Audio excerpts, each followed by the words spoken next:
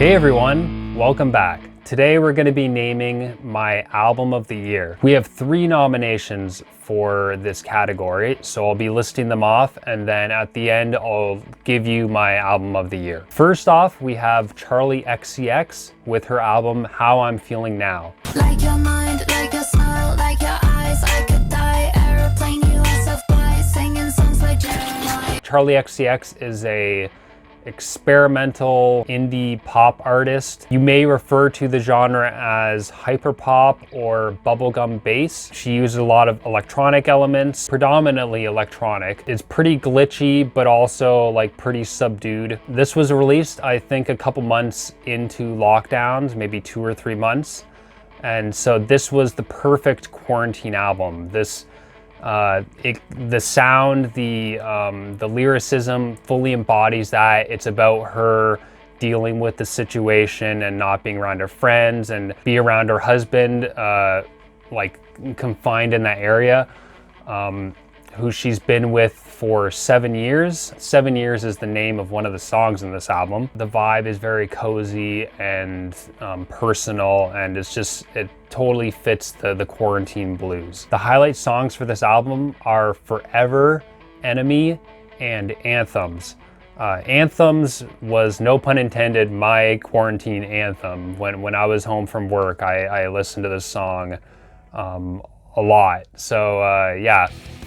It comes near the end of the album and the rest of it's kind of a little more subdued, and this one just like makes you want to pump your fists and party, but you can't because everyone's gonna get you sick because of the rage virus. Next up we have Deftones' Ohms.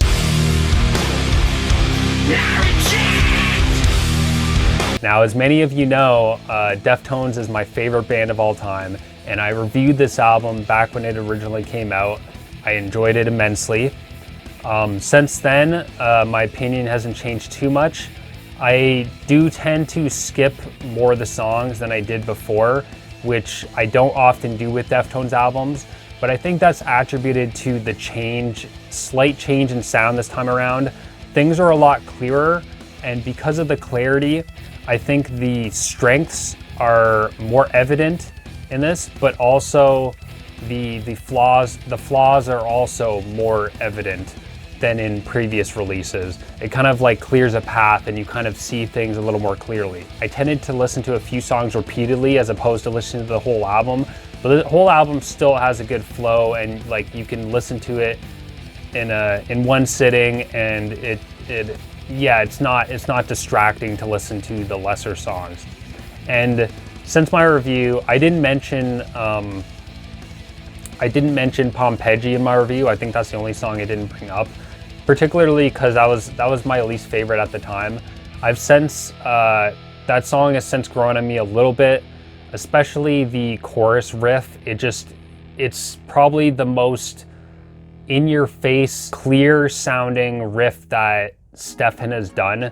It just has so much punch, and that's something about this album that like it's nice to hear them with unprecedented clarity without the fuzz. I do like the fuzz that they often have in their albums, but without it, it's a nice change of pace. The highlights for me are Urantia, Ceremony, and Radiant City. Especially Urantia, I love the opening and ending of that song. It just gets me every time. Like it's innovative for the band, and I don't think I've ever heard anything quite like it before. And lastly, we have Jeff Rosenstock with No Dream.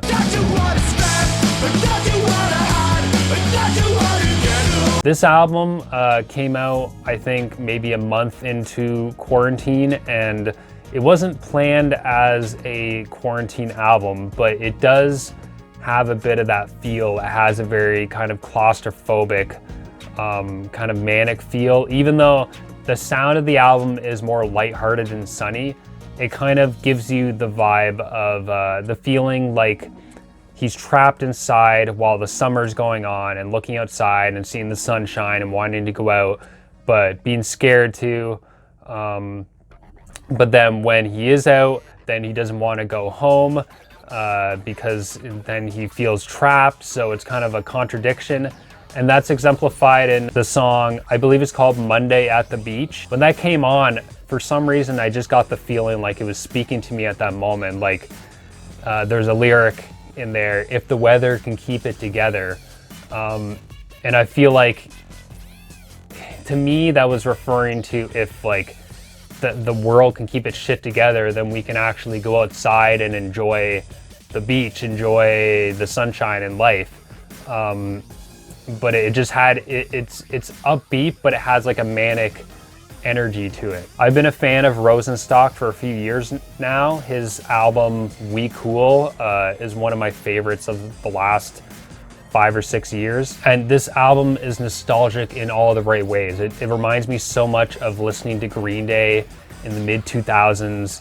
It has like a little bit of American Idiot, a lot of Dookie, but it doesn't pander. It doesn't feel like it's pandering to me. It feels like it adds something new to that sound. The highlights for me are the title track, Airbnb, Leave It in the Sun, and Ohio Turnpike. Especially Leave It in the Sun, that is the most Dookie-like song on here, which it just immediately puts me in a good mood. So with the nominations out of the way, let's get to the award. Drum roll, please.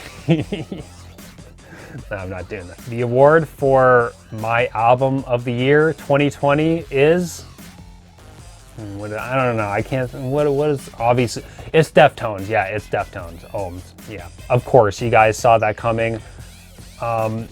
It's still not their best album. It might not even be in their best 3 albums, but it is a quality album. It is the best album that I heard this year, or at least the one that I delved into the most to recognize its quality.